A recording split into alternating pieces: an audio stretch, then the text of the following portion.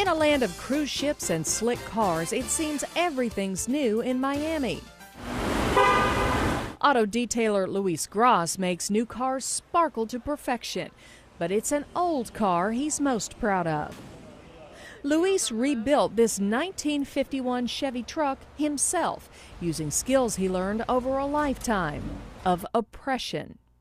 Luis grew up in Cuba. Like millions of others, his life and future were under the control of Cuban President Fidel Castro. To earn money, Luis invented a machine to squeeze juice from sugarcane. He sold sweet drinks to tourists, but the government took his machine and livelihood away. So Luis took off for America. In 2003, news media the world over broadcast this image: a dozen Cubans sailing for freedom aboard an old green Chevy truck. Luis and his 3-year-old son Angel were on board.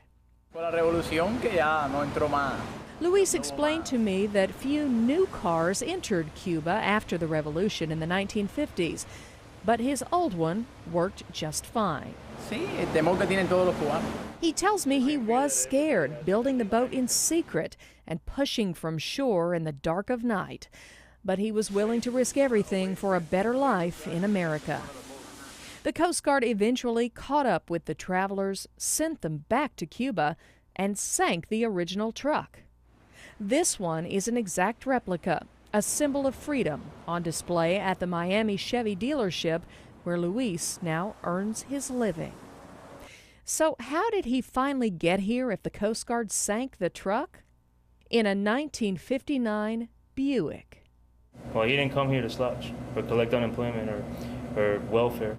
Assistant Service Manager Aiden Sierra says Luis is clearly a skilled engineer, now a model employee. He's a good worker. Luis is awesome. He's like one of the best guys. He'll never give us problems. He's happy all the time, always positive. Thank you. Everybody likes him, and he just does one car after the other like a robot. I mean, he's fast. At the end of the day, his work is clean. As for the truck, it's licensed both as a motor vehicle and a water vessel. It's hybrid. It's amphibious is what it is. It is that. The dealership will entertain any offers, but can't begin to put a price on this symbol of freedom. He doesn't speak English and he's not from here, but he's about as American, would you say, as anybody you know? Maybe more, because some people that were actually born in this country talk bad about it and don't defend it when other people talk bad about it, and are not proud of being born here, and have a lot of bad things to say about it when he really has none of those. He loves, I mean, this is it, he made it. This is his Mecca. What do you miss about Cuba? My people, my country, everything. Yeah. Everything. Luis says the truck is a symbol for everyone who shares the American dream of liberty and freedom.